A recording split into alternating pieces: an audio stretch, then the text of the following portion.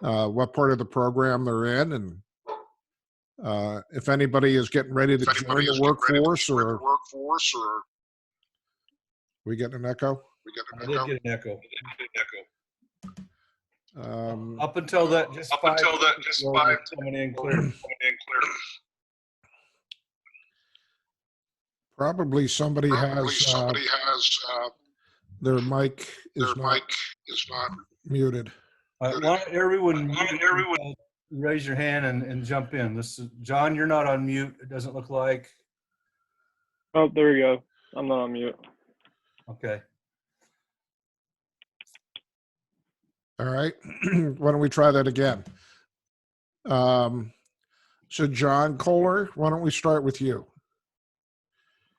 My name is John Kolar. I'm in my last semester of the program. I actually just had my final oral exam last Thursday, and they told me I'll be the fastest to finish this program. I started it last January and did summer classes last summer, and we'll finish within a couple of weeks. And I actually just a week and a half ago accepted a job with New York Life in Tulsa, Oklahoma, to be a financial, they call it agent, but advisor, same thing.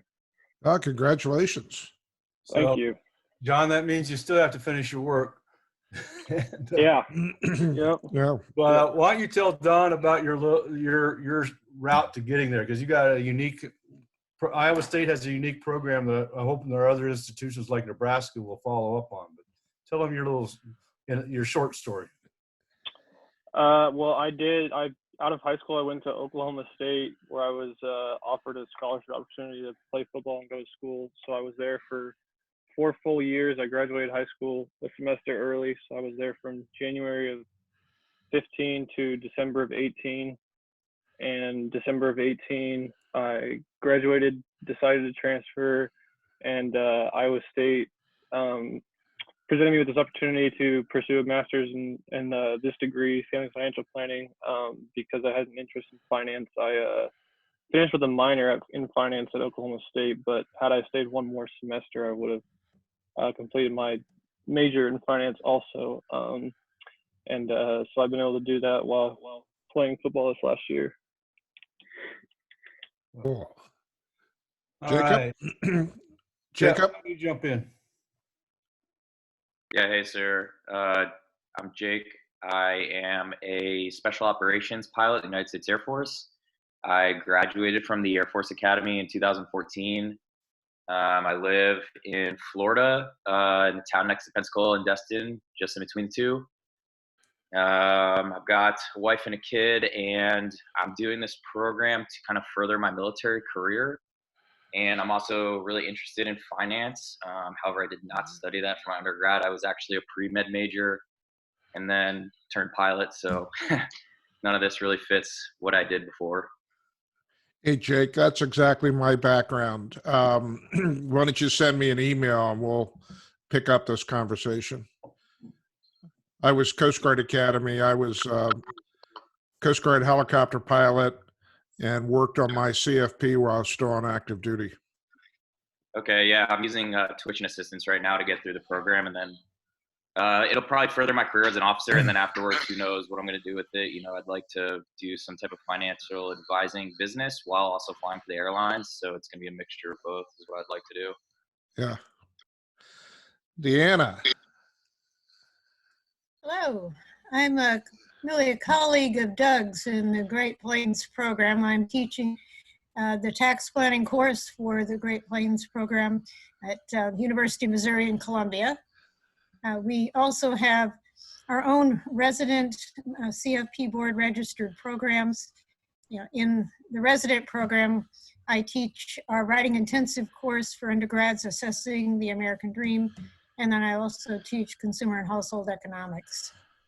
And I'm a little bit of a stowaway today, taking advantage of Doug's invitation to listen in. It sounded like an intriguing program. I'm looking forward to it.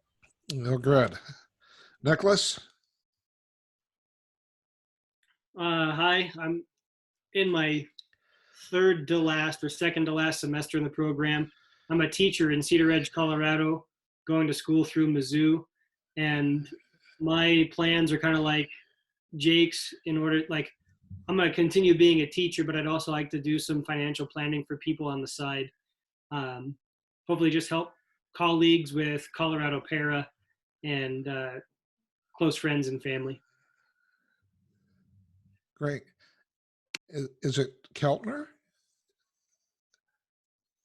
Yep, Susan Keltner. Oh, Susan. Okay. Yeah, we've used this for a lot of different things now. So I am almost finished with my master's degree here. I was hoping to finish this year, but decided to slow down a little bit in order to maintain my grades.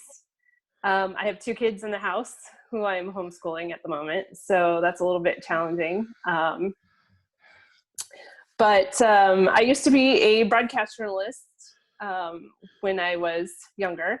Then I've taken about 10 years off to raise my kids. During that time, I worked for Weight Watchers as a leader, what they now call a coach since they've rebranded. But that's actually kind of what helped me narrow down my interest in financial planning. Oddly enough, I saw a lot of parallels between the attainment of weight loss goals and especially the behavior aspects. And I really wanted to apply that to financial planning. So I pursued this degree, and I'm hoping that it leads me into a pretty solid career change after my stay-at-home mom hiatus. That is very interesting. Doug and Deanna, have you ever heard of anybody making an analogy between the weight loss programs and saving, the behavior associated with it? Yes. Huh. Yes. No, It's somewhat similar. We were asking people to do behavioral changes yeah. in going from something that in some ways is very comfortable. It's a reward in some ways to something that requires discipline and doesn't at first look so appealing. Yeah. That's very cool. Yeah. Chet? Yep, hi, Chet Bennett. I am in Denton, Nebraska, which is just right outside of Lincoln. Attending UNL, I'm in my last semester. I'll be done in May. And then I start K-State's PhD program in August. I'm teaching at UNL a couple undergrad courses, Intro to Family Finance, and then in the fall I'll do that as well as Families in the Economy. Wonderful. Melinda?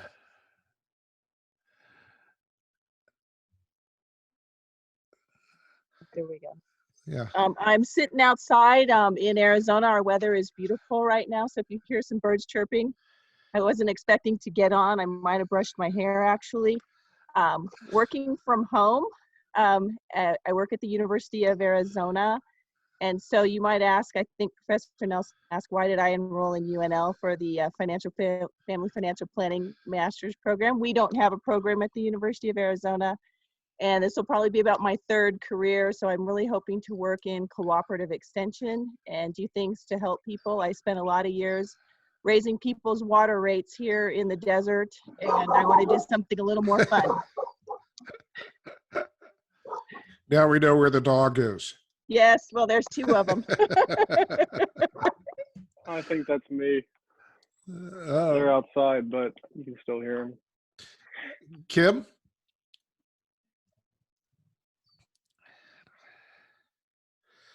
You're still on mute, Kim. Here we go. That better? Yeah. All right.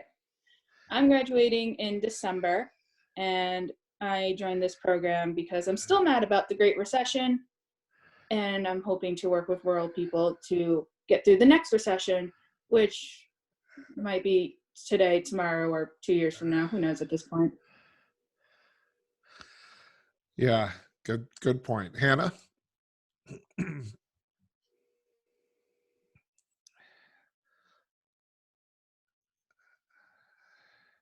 Still on mute, Hannah.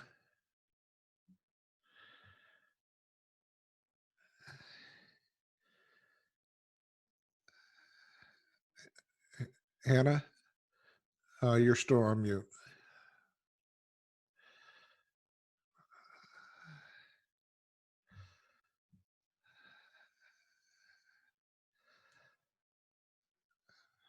Peter, you're sitting right next to Hannah. Why don't you knock on her screen there and tell her to go on mute?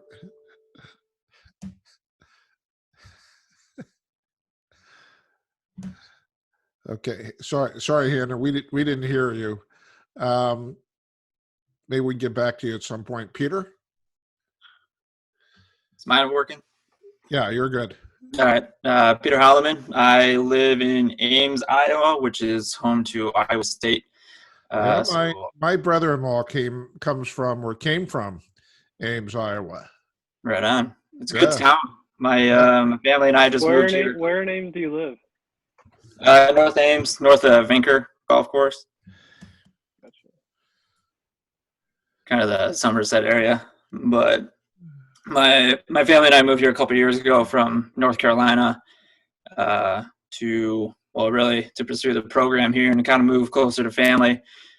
We have a 3-year-old, 3.5-year-old, and a 10-month-old right now. Both are home. Both my wife and I are working full time, so that's fun right now. And right now, I am an engineer for a steel company that's based out there, still in Raleigh, North Carolina. So I work from home. My wife works for Cisco Systems. She works from home, and I will graduate in December.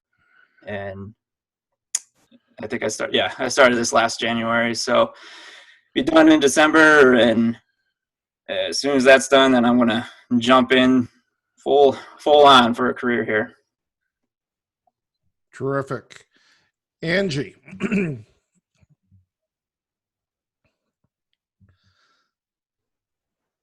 No, you're on mute, Angie.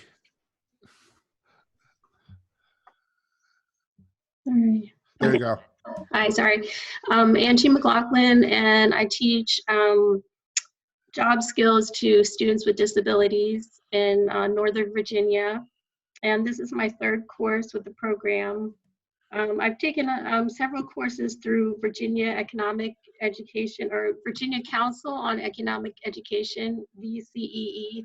And so that really got me started in looking at wanting to become a financial planner and just wanting to know more about financial planning for my own personal, interest.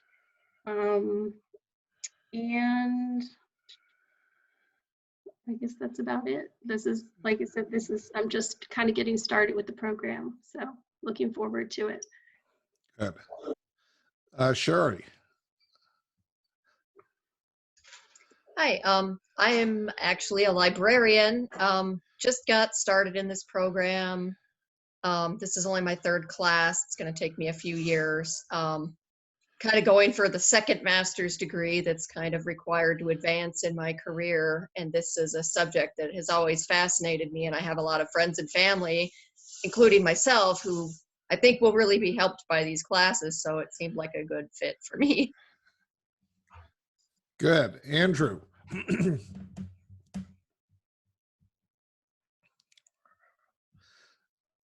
Was it me?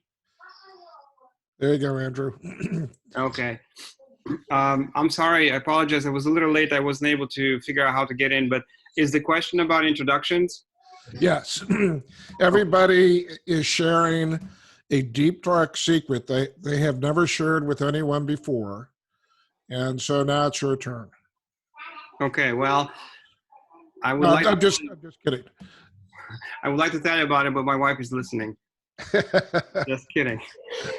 My name is Andrew, and I'm in this program for a while. I started in 2015, and if everything works out well, I would be graduating next spring next summer 2021.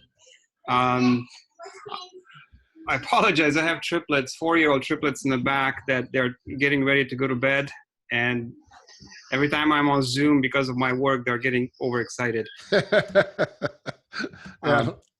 I work in a nonprofit world. I run 2 churches and a school. I've been doing this for about 20 22 years. And while working with some of my constituency, that's when I realized that more and more people were struggling financially, and I didn't have the expertise. I didn't know anything about money or whatnot, how to help. So I decided to enroll in this particular course in 2015. I don't have any background in finance. I have a master's in theology, a bachelor's in American history, and a doctorate in organization leadership. So I'm kind of struggling sometimes, but I think I'm going to make it. Terrific. I'm going to be anxious to hear how what you think of this framework, given your doctorate in organizational leadership. Kathy? I'm an elementary school teacher in Virginia, and I decided about 4 years ago to look more into, much like my other stories, more into finances and just being aware for myself and my family, my 2 children. I will be done with the Kansas State program in financial therapy this summer, so I'm super excited about that.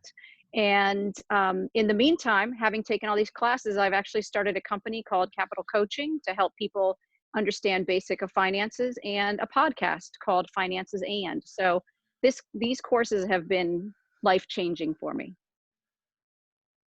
Oh, very cool. Okay, let's see here. Eric? Hi. I am about halfway through the program, and I should be on track to finish in August of next year. I currently am a recruiter for the University of Nebraska. I've been working in admissions or recruitment for the university since I graduated in my undergrad about 5 years ago. And I just want to make a career change into either more HR related roles or some sort of area of financial planning. And before the global health pandemic, I had an opportunity lined up with Pacific Life, but they put that position on freeze and on hold until further notice. So kind of waiting to see on that, but it'll be in their business service side of things in our financial planning area. Okay. John. John Kohler. There you go. We started with me. Oh, we did? Yeah. Okay. Jackie?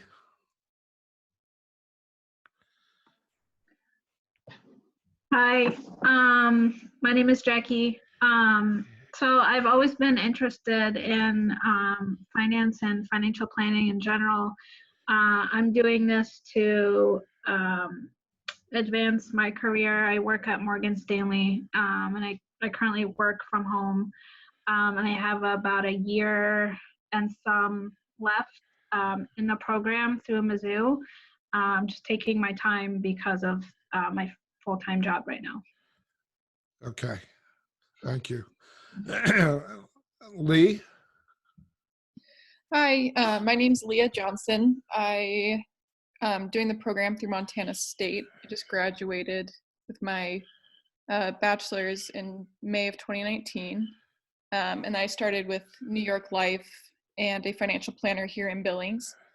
And I should be finishing the program next spring. So. Wonderful. Clay?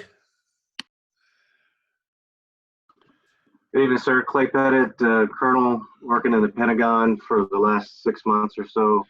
I'll probably spend the rest of my career here and then retire in 2.5 years. Started taking these classes. This is my first class. Started taking these to potentially be a financial advisor when I retire from the Army, and do that in Springfield, Missouri. That's why I'm going through Mizzou. And so I've been a finance officer for the last 15 years in the Army. And of course, we spend money in the Army and we palm for it. So it's quite a bit different than this. And so I'd like to sit for the CFP exam, and that's why I'm taking these classes to be able to pass it. Cool. Taylor?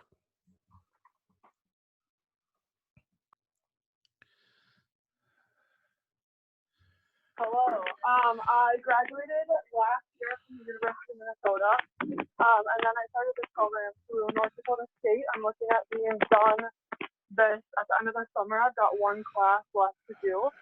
I kind of got interested in this. I have some family members that are in the financial planning business, but I got my bachelor's in criminal justice. So I'm actually looking at trying to combine the criminal justice and the financial aspects together. Thank you. Did we miss anybody? You missed Cindy. Is she still there? Hi, Coach. So I'm Cindy. I'm a certified financial planner here in Kansas City. So good luck to all of you studying for the exam. I've known Doug for over 20 years now. I played on his college basketball team years ago, and we're both in the same industry now, and we've reconnected over the last several years. So thanks for inviting me to this session. Y'all are in good hands. He's going to take care of you. I know that. So have fun with the studying. Okay, I think, Doug, are we ready to go? Yeah, it's all yours, John. All right, Tamrat, you're ready?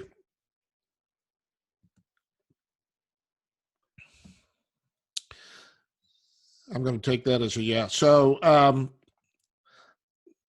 we could be here for hours, but we're not going to do that. We'll stop at the top of the hour.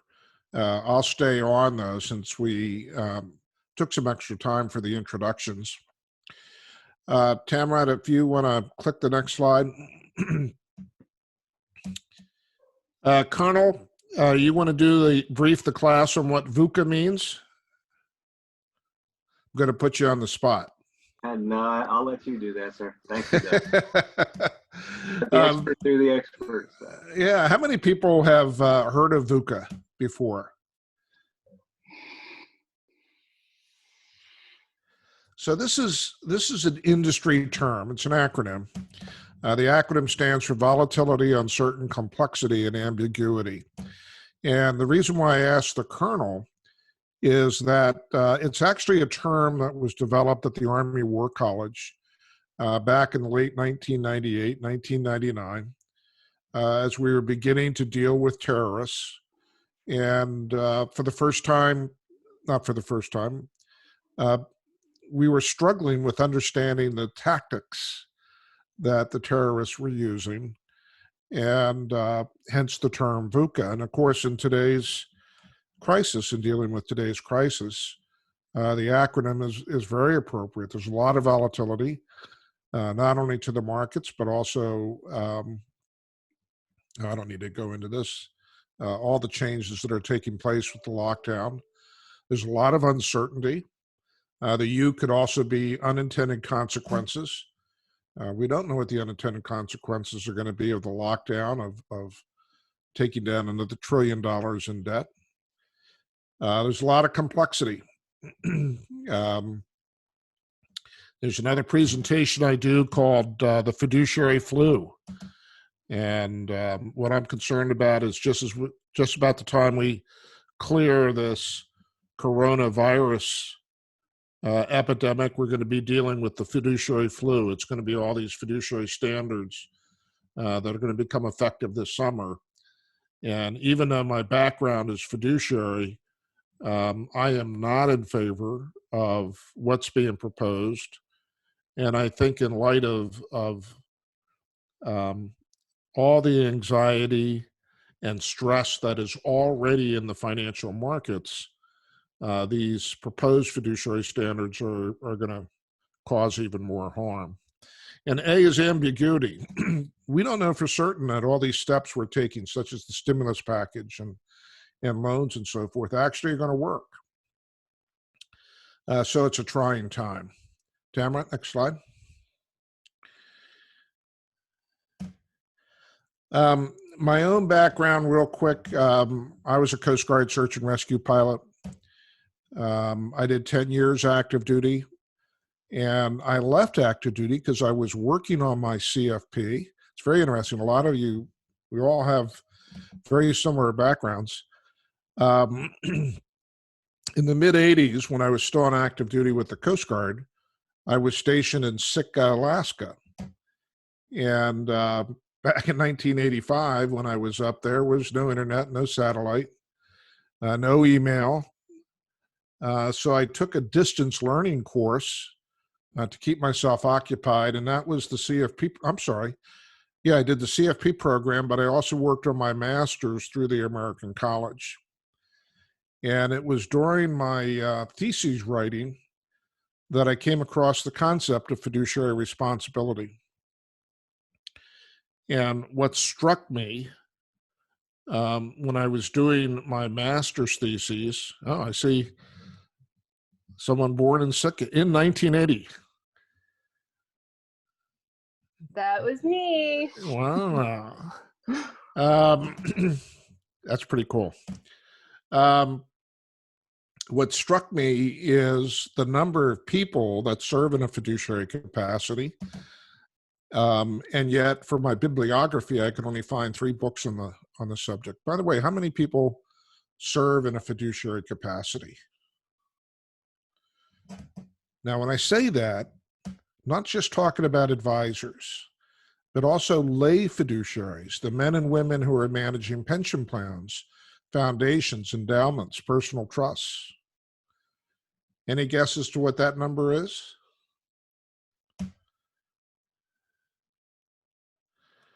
It's more than 8 million men and women.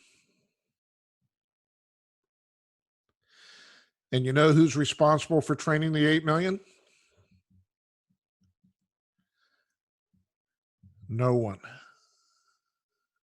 And in turn, the 8 million men and women have a direct impact on the fiscal health of our country. You mismanage the public pension plans or mismanage the foundation and endowment assets at a university or a college, has a direct negative impact on society. So when I started to put that all together, I decided to, at the end of my mandatory obligation, military obligation, I decided to pursue a career in the financial services and focus largely on fiduciary. And in 2007, 20 years after my last operational flight, the Coast Guard asked me to come back and be the first person to head up the Institute for Leadership at the United States Coast Guard Academy. This is a think tank that was stood up after Katrina. So August 29th, 2005, Hurricane Katrina slams into New Orleans. And over the next 9 days, the Coast Guard rescues 24,500 people. And if you recall those events, no other government agency put up a similar response. So Congress wanted to know, what's the secret to the Coast Guard's success? Public funds were raised to create this think tank at the Coast Guard Academy. And I'm sorry, I'm reading your note there, Doug. Want to make sure it wasn't part of the thing here. And they asked me to come back and be the person to head this activity up. Tamara, at the next slide. Anybody know what this event is and the significance of this event today? Is that the Exxon Valdez? Nope. Good guess. Is that from the BP oil spill in the Gulf of Mexico? There you go. Bingo. Deepwater Horizon, BP oil spill. A lot of people don't know that. Oh, by the way, and today's the 10th anniversary. Yeah, it's very interesting. I was watching the news throughout the day to see if anybody was going to do a special on the 10th anniversary, and I did not see anything. The local news here in Pensacola, Florida had something about it. Okay, good.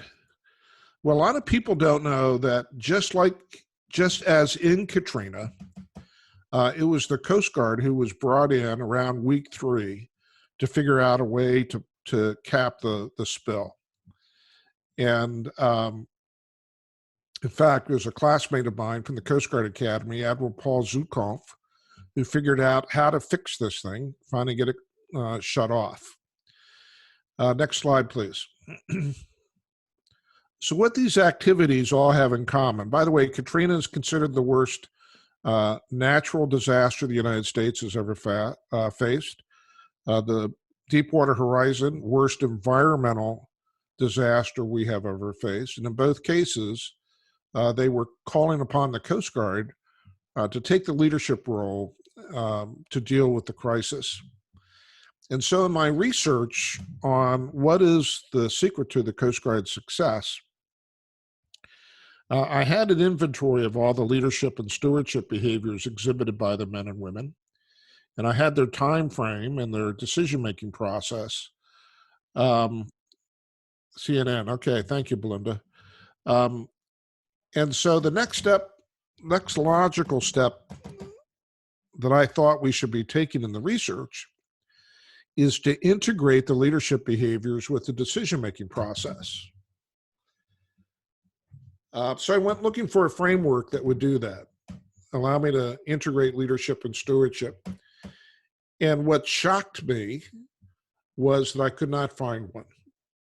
I looked across multiple industries and sectors and domains, could not find a framework. A million books on leadership, a million books on decision-making. Nobody has ever tied the two together. So it's very reminiscent to my time in Sitka, Alaska, when I realized 8 million investment fiduciaries, only 3 books on the subject. So I went back to the Coast Guard and I said, there's a huge opportunity here to do research on how to integrate leadership and decision-making. Coast Guard was not interested in doing a follow-up on it. So they said, why don't you go ahead and take the intellectual property and create a new company? And that's when I created 3 Ethos. By 2011, we had a framework where we began to talk about the balance continuum between leadership, stewardship, and governance. Next slide. West Point heard about what we were doing. By the way, this is Simone Askew. She graduated last year from West Point. She's now a 2nd lieutenant in the Army. She is the first African-American woman to lead the entire Corps of Cadets. She's the highest ranking last year. She was the highest ranking cadet at West Point. And I love to show this picture because when you talk about having a conversation with West Point, you conjure up all these other different images of what a military leader looks like. And I love to show this picture to remind people, this is the future of our military. You know, this is an outstanding military leader. So West Point had a lot of interest in this framework, leadership, stewardship, governance. They asked if I wanted to affiliate with their Thayer Leader Development Group. This is like their exec ed on leadership. And I accepted. And for about 3 years, we were conducting leadership boot camps at West Point for financial services executives. And during that time, I had an opportunity to meet my counterpart. So when I was heading up the think tank for the Coast Guard, I met Colonel Sean Hanna, who was heading up the think tank for West Point, leadership think tank for West Point, and then went on to become the head of the Army Center for Moral and Ethical Decision Making. In 2015, next slide, please. 2015, Sean Hanna came to me and said, Don, I'm working with an academic team that's doing research in neuro leadership. And I think our research can psychometrically validate your leadership, stewardship, and governance framework. Yeah, that's right, Doug. He is from the University of Big Red, right? Big Red, University of Big Red. Okay. So when he said, I think it can psychometrically validate your framework, I had no idea what that meant. but my sixth sense said, just go with it. So I did. We invited Sean, Dr. Sean Hanna, Colonel Sean Hanna, to become a co-founder of 3 Ethos. And we then began to look at his research, the team's research on neuroleadership. Simply stated, the research in neuroleadership demonstrates that an exemplary leader has different neurological markers or hotspots in the brain that is different from the rest of us. They identified 6 specific markers. A great leader, an exemplary leader, has greater capacity for moral and ethical decision-making, creating a shared vision, understanding one's own self in a changing world, that's called self-complexity. Situational awareness, I always describe situational awareness as Sully, Miracle on the Hudson. Executive control and social astuteness, those 6 capacities. By the way, here's a question for the class. Of these 6 capacities, which one has shown or demonstrated that it will have the greatest impact on your professional career? Did I spit that out right? What is most critical for your professional career?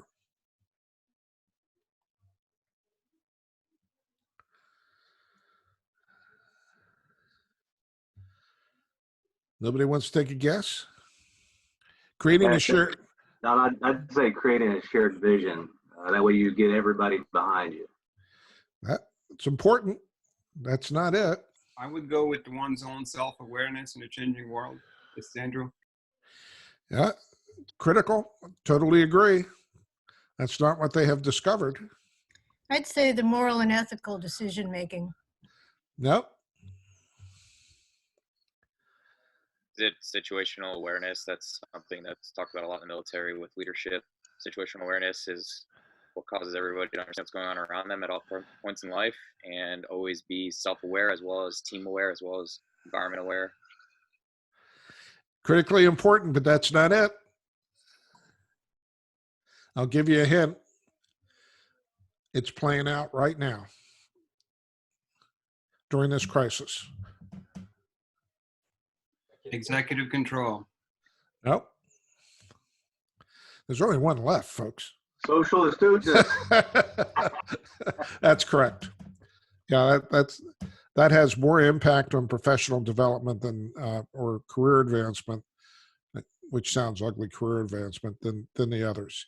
Yeah, your ability to network, create partnerships, emotional intelligence, EQ, is part of social astuteness. That has the most impact. Next slide. So once we began to overlay the research on neuroleadership on the leadership stewardship and governance framework, we discovered we were actually into a new body of research. And so we have called this new body of research behavioral governance. And it's defined as the examination or the study of the interrelationships between leadership, stewardship, and governance. And the definitions for leadership, stewardship, and governance are pretty important. Leadership is your capacity to inspire and engage others. 2 tenets: inspire and engage. You need both to be viewed as a leader. Stewardship is your passion and discipline to protect the long-term interests of others. 2 tenets: passion, discipline. Governance is your ability to manage the details of a prudent decision-making process. Now, think about those 3 terms together. Your capacity to inspire and engage, your passion and discipline to protect the long-term interests of others, and your ability to demonstrate the details of a prudent decision-making process. What did I just define without using the term?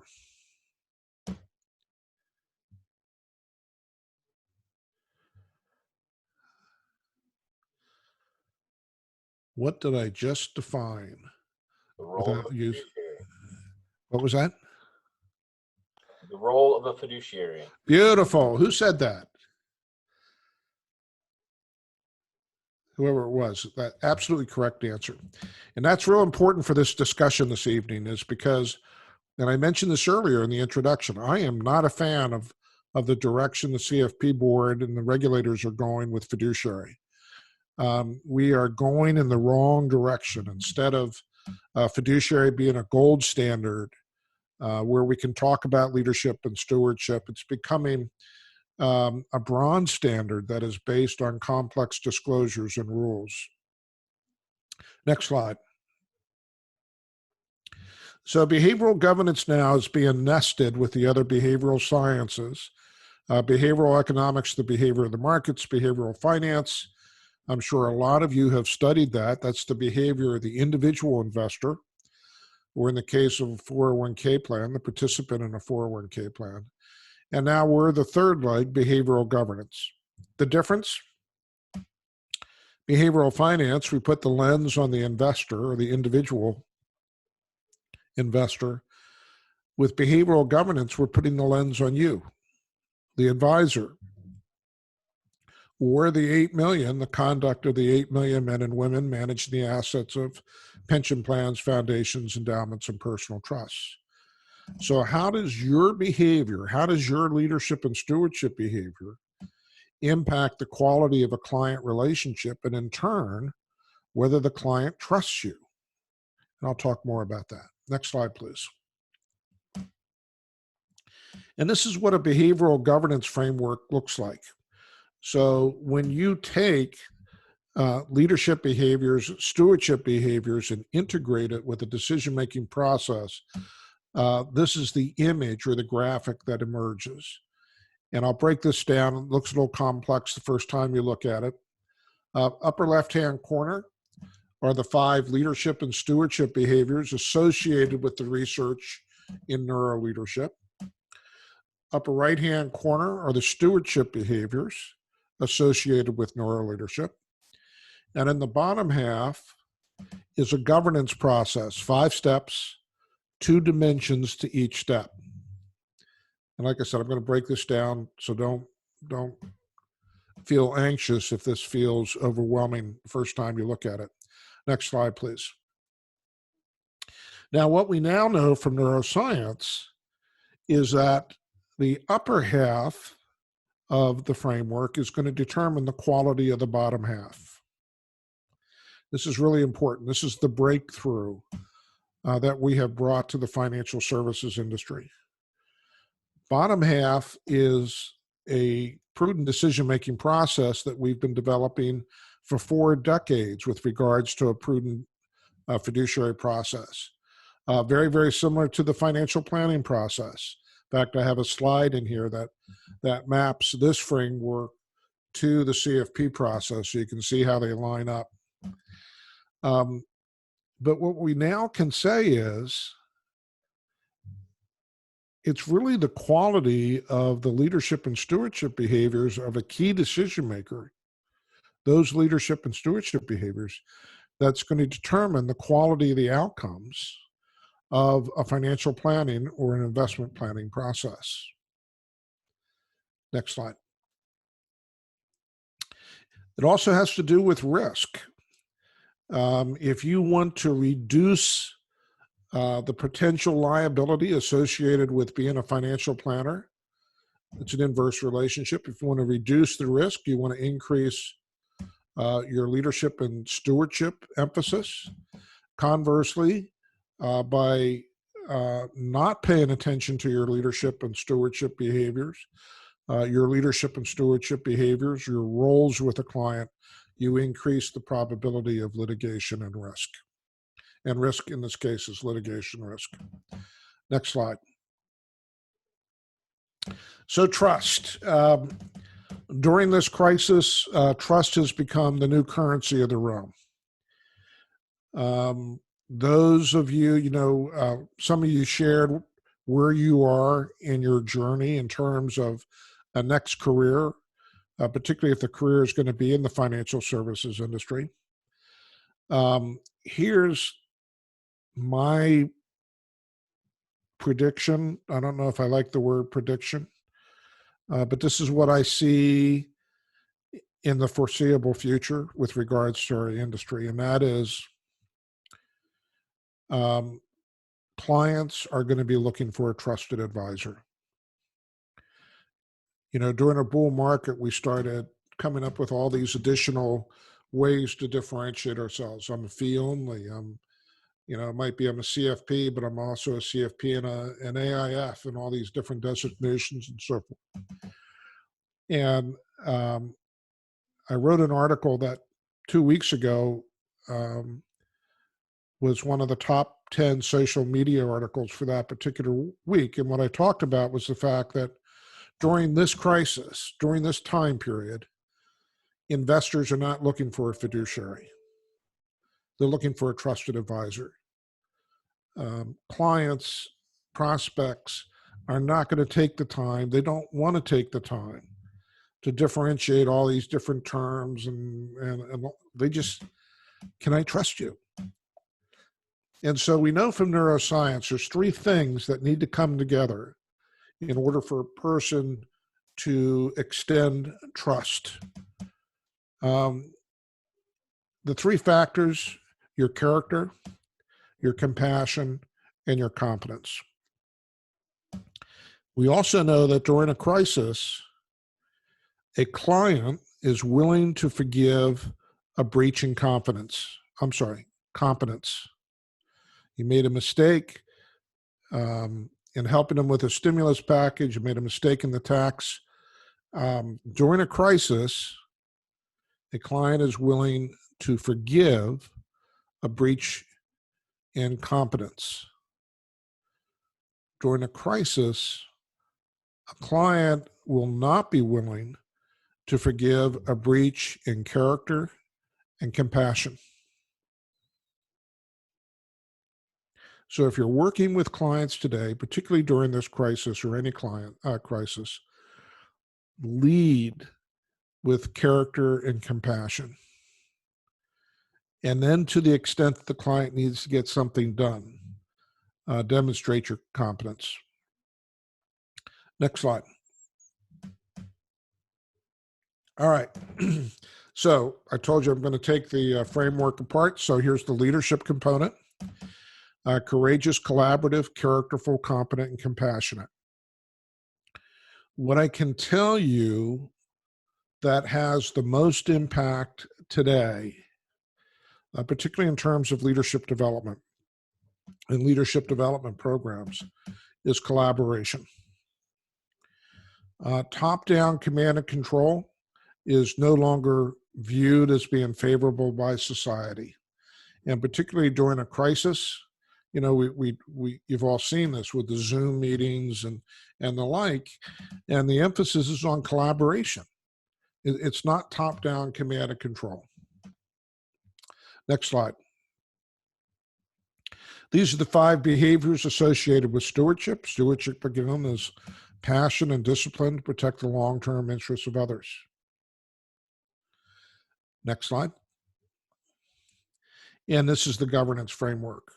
And I'm going to take a little bit more time with the governance framework rather than the leadership and stewardship behaviors, because those are easy. I mean, most of you know what the terms are and they can track down the meetings. This governance framework is pretty special. First of all, it's universal. It's universal language. And what I mean by that is we could use this process to define a financial planning or investment planning process for a client. We can also use this process to educate a foundation or an endowment director. Foundation and endowment directors are special individuals. Often they're wearing 3 hats. They're serving as a fiduciary on the investment committee. They have a governance standard when they're leading the board of directors, and they have a project management standard when they're actually running the not-for-profit. Well, with this framework, you can teach a foundation or an endowment director one framework that they can use every day. Having been involved in training fiduciaries for 35 years, what I can tell you is, as an industry, we've made a mistake by trying to teach the 8 million investment fiduciaries what it means to be a fiduciary. And it was just a couple months ago, another advisor who looked at this said, you know what, trying to teach fiduciary is like trying to learn a foreign language. And it's a beautiful analogy because if you think about it, these 8 million lay fiduciaries that we're going to be working with at best get together once a quarter to talk about the management of an investment portfolio. So maybe for 1 or 2 hours a quarter, if we're lucky, they're thinking about fiduciary responsibility. Where if you were trying to learn a new language, could you possibly learn that new language by working on it for 1 or 2 hours a quarter? I mean, you would never get past como esta. So now what we're doing, the new approach is let's teach these 8 million investment fiduciaries a decision-making process they can use every day. I can use this process to lead a team, a division, a department, the C-suite, a board of directors, or an investment committee. Completely universal. Next slide, please. Okay, let's talk about fiduciary. So the title, Future of Fiduciary, is not fiduciary. Why am I saying that? Here's my definition of fiduciary. Fiduciary is part purpose, passion, and process. Integration of those three things, a purpose, passion, and process. My definition, I'm going to read it to you. Great fiduciary makes a commitment to judge wisely and objectively. Peter, are you our master's in divinity and theology? Do I remember that correctly? That would be me. All right, sir. There's discernment. And to demonstrate that all processes and procedures are aligned with the goals and objectives of those being served. Okay, so that's my definition of fiduciary. Next slide, please.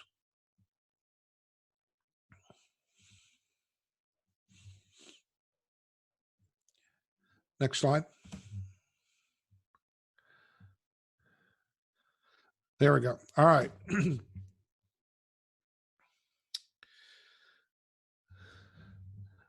I forgot I put this slide in there. I kind of surprised myself when I saw it. This is the article that I was talking about that was one of the top 10 social media articles. This is the article where it's writing about the fact that during a crisis, nobody's looking for a leader. I'm sorry, no one's looking for a fiduciary. They're looking for a leader. And the other thing that I began to introduce then is no sooner do we get through this crisis that we're going to be dealing with the fiduciary flu. Next slide. So these are some of the sound bites I've been using over the last couple of years to kind of express how I feel about the fiduciary rules. Fiduciary is old school, neurofiduciary is the new. So that gets into the whole neuro leadership aspect and combining that with what we're doing in fiduciary. Fiduciary should be a privilege that's continually earned by those who are committed to its perfection. I am absolutely opposed to making everybody a fiduciary.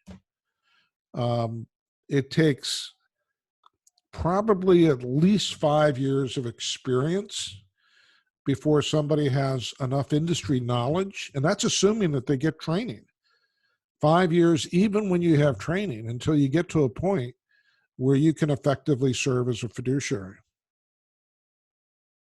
So taking a regulatory wand and saying, okay, now everybody's a fiduciary, the reason why that's going to do more harm than good is that the new rules are based on complex disclosures and rules.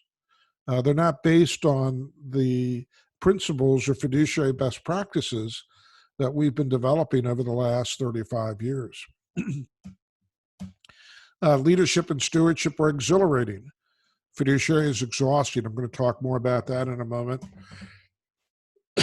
And great leaders, stewards, and fiduciaries are other-centered, not self-centered. Next slide.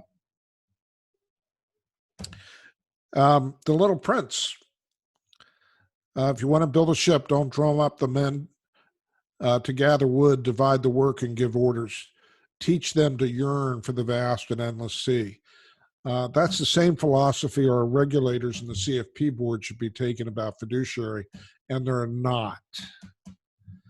There's nothing in the regulations. There is nothing in the fiduciary initiative being proposed by the CFP board where it stresses the leadership and stewardship role of the advisor.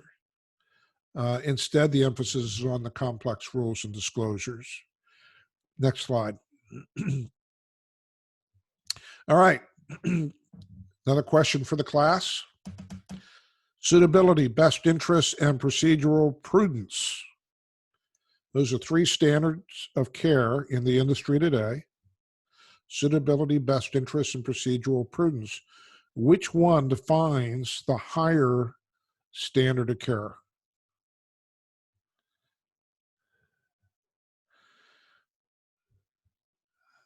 Suitability, best interests, or procedural prudence. Which one defines the higher standard of care? Best interest. Best interest. I'm sorry, what was that? Best interest. Any other guesses? Suitability. Nope. Procedural prudence. And by the way, don't feel bad if you guessed wrong. Because nobody at the CFP board and nobody at the SEC and nobody at the DOL knew the answer to those questions either. Procedural prudence defines a higher fiduciary standard of care than a suitability or best interest standard. The framework I showed you, the governance framework, is based on a procedural prudence standard. Next slide. This is another important concept. What defines an exemplary fiduciary? And it's an integration of your moral aspiration, I want to, moral obligation, I have to, I do have to follow rules and regulations, and moral compass. This is your moral and ethical decision-making capacity. Next slide. Here's the problem. And this is the problem that I have with the proposed fiduciary standards. When we were developing fiduciary courses, I forgot to mention, I was the founder of FI 360 and the AIF and AIFA designations. Over the last 35 years, as we have trained professionals, our philosophy has always been that there are good men and women in the industry. And if we can provide them best practices and training on those best practices, we can make them great men and women. The philosophy we're seeing today from regulators in the CFP board is we have bad actors and actresses in our industry. And therefore, those bad actors and actresses have to be controlled and constricted. So you can kind of see with this matrix here, the horizontal axis is discernment. What is a person's capacity to be ethical, to judge wisely and objectively? And the vertical axis is the response to that question. If you don't think a person is capable of being moral and ethical, then you write rules and constrict their behavior. If you think that they kind of get it, then you can use regulations to control their behavior. But if you have faith in the people that you're working with, then you define principles to guide their actions. So here's the contrast. My philosophy has always been the upper right-hand corner. Moral aspiration, high trust, and make it a positive experience. And where we're headed with the new fiduciary regulations is an environment of low trust, of moral obligation. You have to. And these rules and regulations are going to feel negative and punitive. geez, what did I do wrong that I deserve this kind of compliance and rulemaking overseeing my practice? Next slide. By the way, I note that we're at the top of the hour. I think we got 2 more slides here, maybe 3 more slides. So I'm going to finish up quickly. Then we'll open up for Q&A. And those of you who need to leave, go ahead and leave. And I'll stay on to continue with questions. So this is another graphical way to kind of show you where we're headed as an industry. Bottom left-hand corner is that negative motivation. Oh, Doug, yeah, the Old Testament analogy. Tamara, can you go back 1 slide? This is another way to think about this. I'm gonna do a biblical analogy, and so if that offends you, I'm going to apologize in advance. Why do we have the New Testament? It's because the Old Testament was based on rules. Thou shalt not kill. Human nature being what it is, when we're given a rule, thou shalt not kill, where does our brain go? Our brain immediately starts looking for exceptions to the rule. Whoa, wait a minute, Don. Thou shalt not kill. What about war? What about in self-defense? What about to save the child or to save the mother? What about capital punishment? Rules don't work very effectively in moral and ethical constructs. In contrast with the New Testament, now we're talking about principles. Now we talk about love one another. Old Testament, thou shalt not kill, and we start thinking of all these exceptions. New Testament, love one another. Now where does your brain go? You see, it gives you less wiggle room. And that's what we should be doing with fiduciary. It should be New Testament, not Old Testament. Next slide. This is another way to explain that. Bottom left-hand corner is moral obligation, I have to.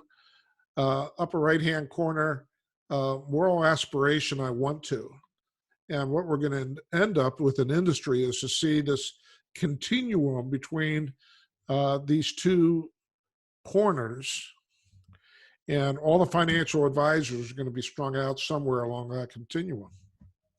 Next slide.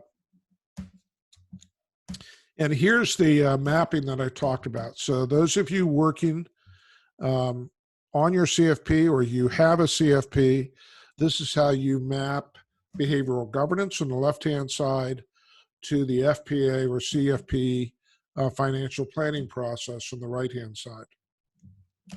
Next slide. And this is our 8 million. I was saving this question towards the end, but I gave it to you already. Here's the 8 million men and women we need to be bringing along as leaders and stewards who are responsible for managing 80% of our nation's liquid investable wealth. Next slide. All right, in closing, it's kind of funny, you know, we're talking to a master's class here and undergrads. 7 things you actually learned in kindergarten that will make you a better fiduciary. Play fair, protect your friends from bullies, share everything, don't keep secrets, hug your friends when they fall, color within the lines, and it's more fun to help others. Next slide. And this is the last slide, and then we'll open up for questions. So this is a closing slide, and a couple comments about this. Particularly since you're from the Plains State, this is the 5-step governance process in Indigenous artwork.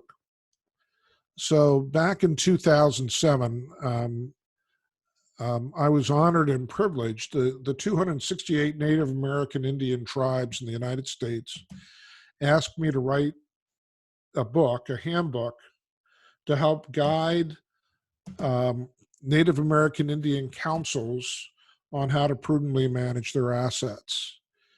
And so in doing that, in preparing that book, we ended up using a lot of the indigenous wisdom quotes. And what I tell people is that we can do a better job of describing what fiduciary responsibility is using indigenous wisdom than we can by using today's rules and regulations. And this is one of my favorite, and we'll close with this and then open up for Q&A. When you were born, you cried and the world rejoiced. Live your life so that when you die, the world cries and you rejoice. Next slide, and that's the closing slide. There we go. Colonel, here's my challenge coin. We actually have a challenge coin for 3 ethos. Oh, and our Special Ops Air Force Academy graduate, you got challenge coins as well. All right, the floor is open. Questions, comments? I'll chime in.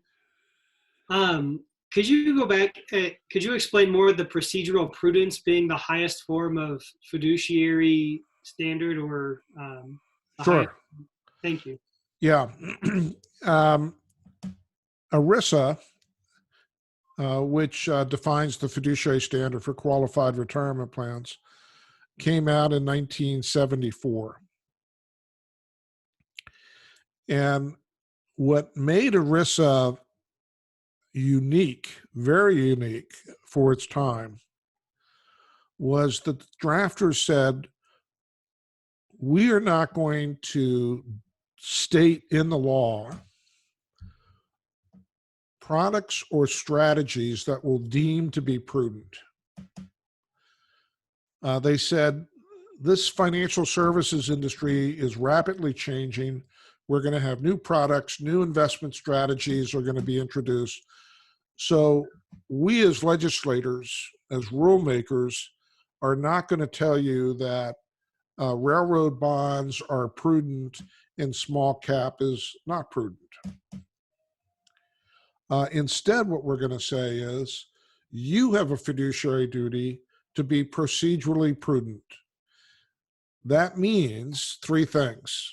The first is, you have to act in the best interests of your client or best interests of others.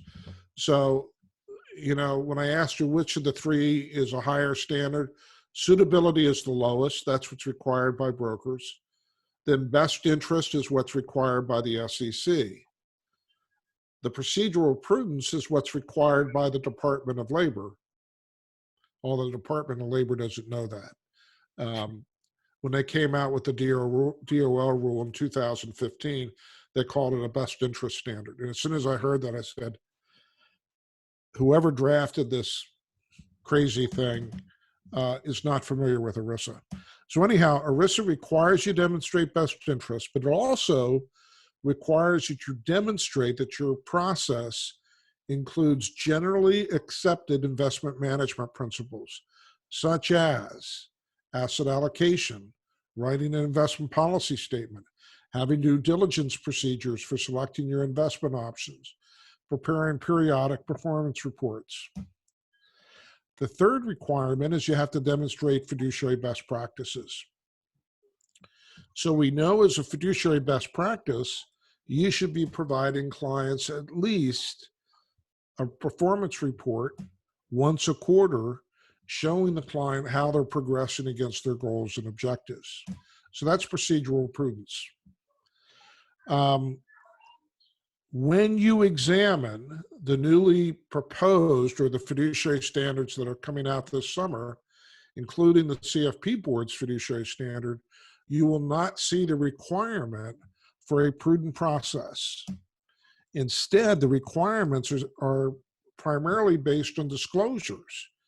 In order to meet a fiduciary standard, you got to disclose to your client that you're serving in a fiduciary capacity, disclose your fees and expenses, and disclose your conflicts of interest.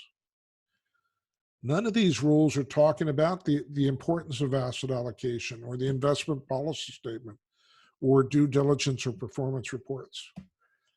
So a lot of the skills associated with investment management today are slowly going to be lost as people begin to get focused on these disclosure rules instead of being focused on a prudent process. Thank you. Yeah.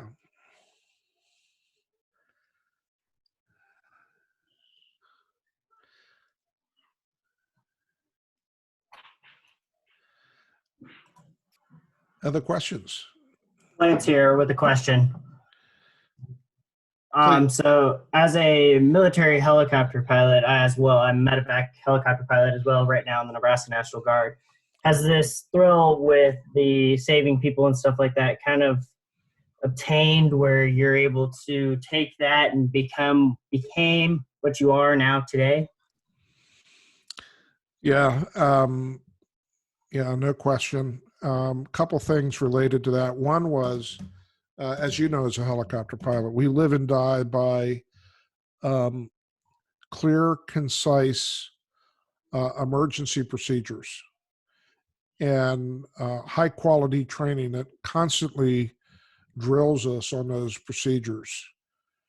So I was shocked when I was working on my master's thesis and I came across the 8 million and I went looking for a checklist.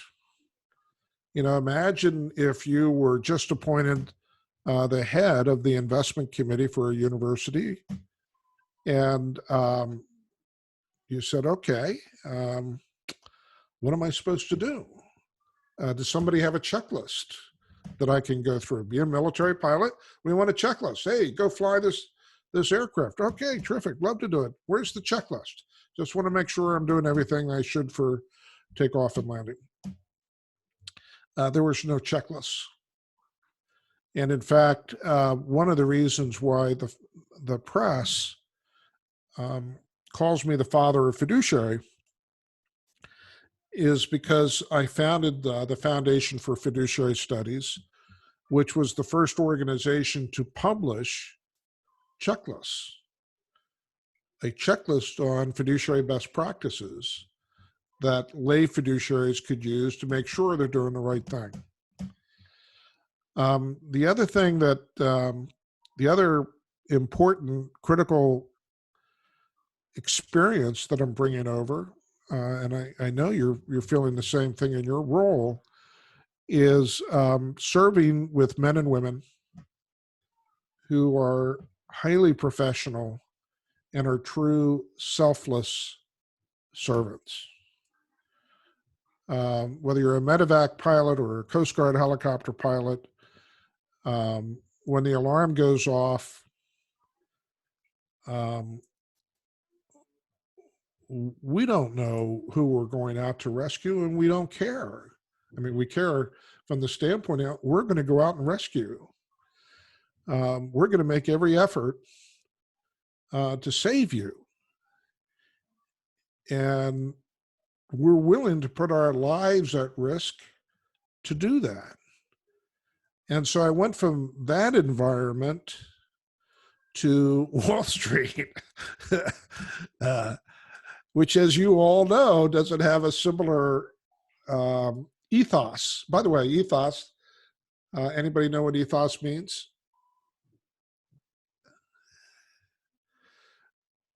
Ethos is ancient Greek.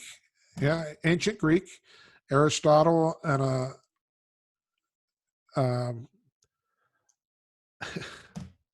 who's Aristotle's? Plato. Aristotle and Plato talked about the fact that you can tell a lot about a person or a group or a society by three things: by their core values, by their behavior, and by their decision making. Hence, three ethos. And the modern expression then of ethos is we can tell a lot about a person, a group, or a society by understanding their leadership, stewardship, and governance. So, you know, go from being a military pilot with well-defined ethos, exemplary men and women that you're working with, to Wall Street, which does not have a well-defined ethos.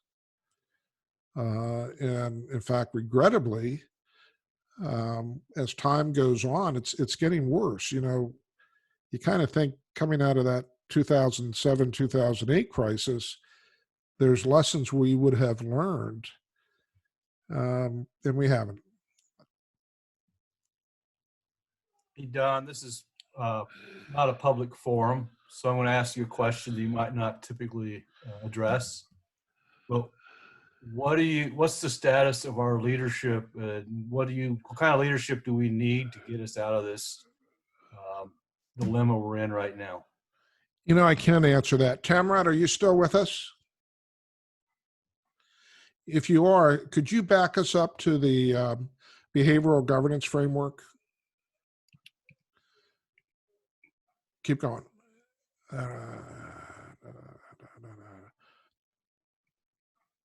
One more. There. One more.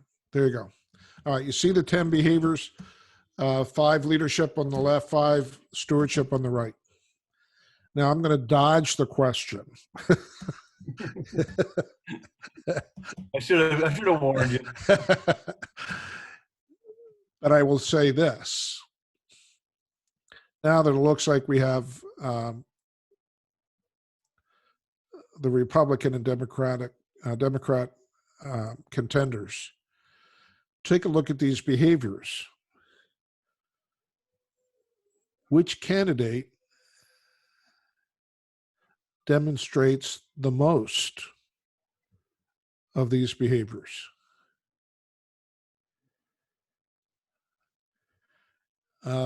I can tell you, I started, we had this framework back in 2016, the last election.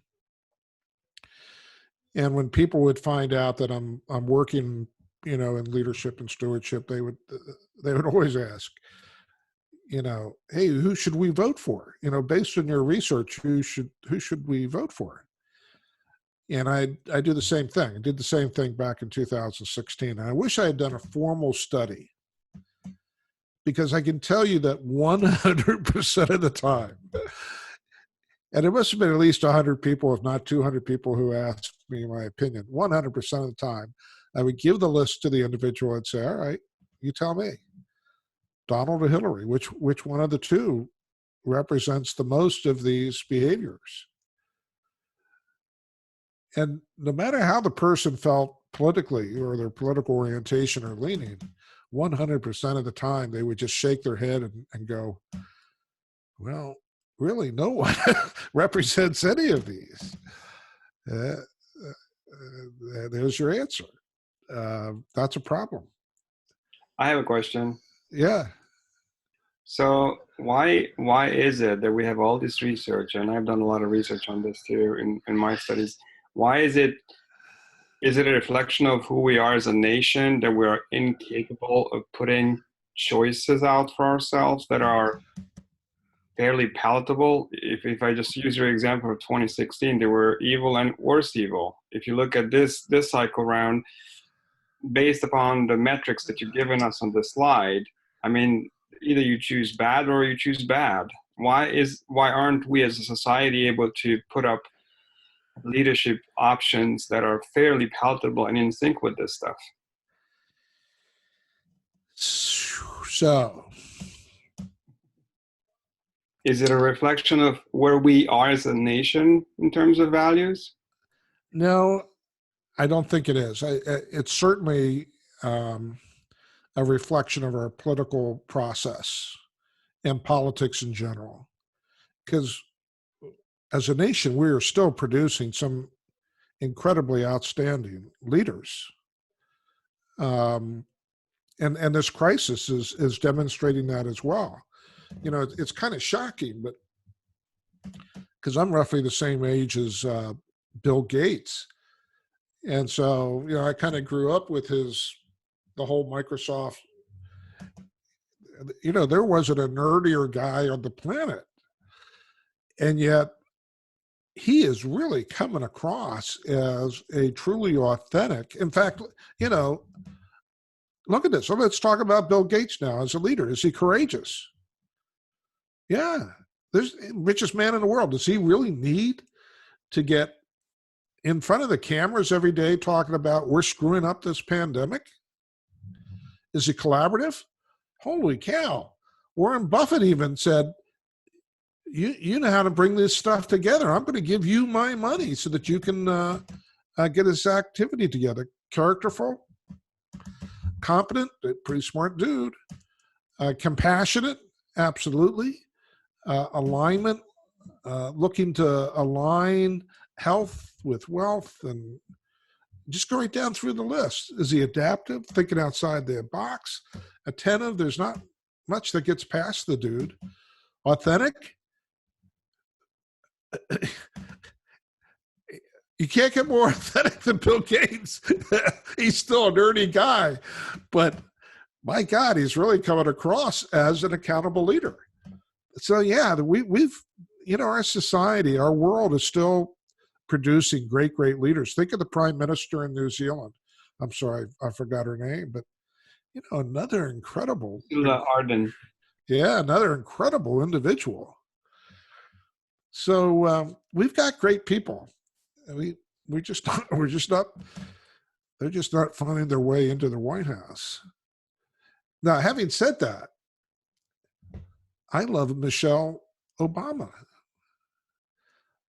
Barack can't run again. I was not a fan of his politics or the people he put in office, but I loved him as an individual, as a leader, and I love Michelle. You know, if Michelle decided to run,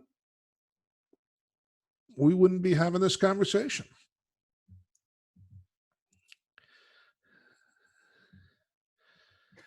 Don, I really appreciate you coming in again. And if you need another Nebraska mug, we'll send it out to you. I ought to give you one of those big corn cobs to put on your head. You know, you probably could use a little bit on your head. Yeah. So, but thanks so much for doing this. And students, I appreciate you giving up your time tonight. Just real quick, I'll have another pub happy hour. We're kind of aiming towards April 30th to have representatives of the AFCPE. You know, they run the Accredited Financial Counselor Program. So just be watching your announcements for that. And if you want to get some pub pints to add towards extra credit in my classes, remember you get up to 2%. And that 2% is not automatic just because you're here tonight. Is you have to answer some of the other discussion blogs we've had to get the full 2%. But every semester it makes a difference for one or two students. So anyway, email me so that we have a record of your attendance. And thank you again. And also, I'll post a pub discussion on Don and the recording so that if you want to just go ahead and start an internal discussion, you can. Okay? Hey, Doug, one more thing. Do we still have everybody? Yeah, majority are still here. Did I send to you the 55 questions that individuals and organizations should ask of themselves to plan for their new normal? You said something about the new normal, like a 5-page slide. Yeah. Is that it? Yeah. Okay. Yeah, we got that. Okay. Yeah. If you would circulate that as well. Okay. It's a great way to, I mean, we're going to reopen at some point. And everyone's going to have a new normal. Everyone's going to get a new normal. I don't care what industry, what you're, everyone's going to get a new normal. The quality of that quality of that new normal is going to depend upon the planning you do today to prepare yourself for that new normal. If you don't do any planning, you just react to circumstances, react to the world that is coming at you, you're probably not going to be very happy. Likewise, if you're looking for a job and you're interviewing with companies, use the same 55 questions don't ask them of the company, but kind of have the questions there. So as you're looking around and you're having conversations, you can get a sense of how the company has prepared for their new normal, if they have at all. So, and Don, once things get back to normal, are you still going to run your program, your week-long thing at Wake Forest for those that are interested? You know, the new normal that we see, no, we will not be trying to do classroom training or destination training for it may be years. Not just because of social distancing, but dollars available for training and the like are going to be severely cut back. We're going to have, to educate and train, we're going to have to do stuff like this. This is going to be probably the best way to get our message out there is virtual workshops and virtual training. We might have to add you as an adjunct to University of Nebraska. I'm open. All right. Thanks a lot. Thanks, students. And email me. And Don, if you'll send me your contact info, well, people can respond to you directly if they have questions. Yeah, Thank sure. you. Yeah.